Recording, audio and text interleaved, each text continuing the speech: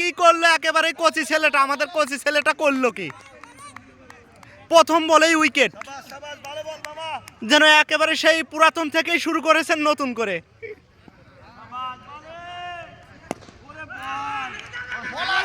Run out হতে পারে।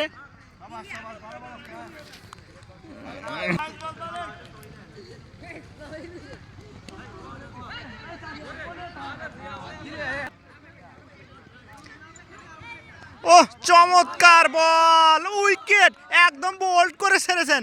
একেবারে আমাদের কোচি ছেলেটা করলো কি? স্টাম্প উড়িয়ে দিয়েছেন। এই যে এই যে এই যে এই যে এই কোচি ছেলেটারই এই যে জামই, এই দেখেন কোচি জামই।